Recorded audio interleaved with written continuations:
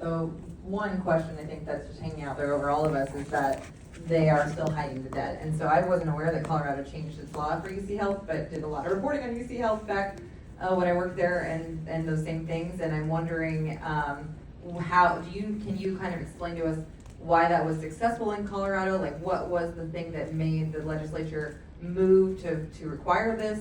And then I guess what are the biggest ways that UC Health and other hospitals are still gonna try to get around it?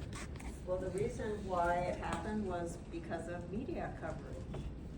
I think the NBC affiliate in one of the NBC affiliates and the Colorado Sun had done tremendous amount of reporting on this, all of these hidden lawsuits that nobody, realized that it was UC Health was doing it. So it was reporting, shining the light, sunshine is the best disinfectant, so that's why it changed.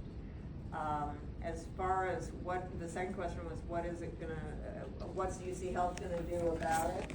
Yeah, like how do you kind of circumvent? That's an interesting question. They are very profitable. I mean, as far as their revenues are growing, it seems like a very healthy organization. I don't think they're gonna stop doing what they were doing. They'll just find another way. Water finds, its best course. So that doesn't mean that I'm suspicious of them, but I do think that it was obviously a big part of their business model, and so you have to wonder if they really would want to change that. And I think we might have time for one final quick question from Yeah. I need the microphone. Yeah, thank you. It's actually just a comment. And just to piggyback on what Yolanda and Molly was saying, being in the healthcare industry, being a senior benefits administrator most of my career, I am so keen on benefits and things that you're supposed to know when you have insurance. And like you said, you have to know your insurance.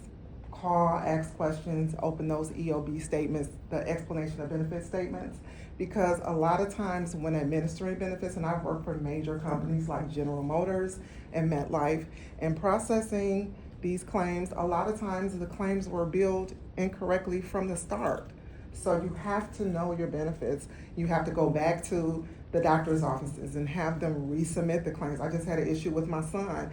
They wanted to charge him $400 for a dental visit, and yet when I contacted Delta Dental, because I know I'm supposed to know these things, the first thing they said was, well, they didn't get a pre-approval for this process. So why are they charging him $400? We have no knowledge of this. So when I go back to the dentist's office and I say, well, did you guys do a prior authorization or a prior approval for this? They was like, oh no, well, we can do it now. And it's like, you have to know your benefits. You absolutely have to know, and you have to ask questions.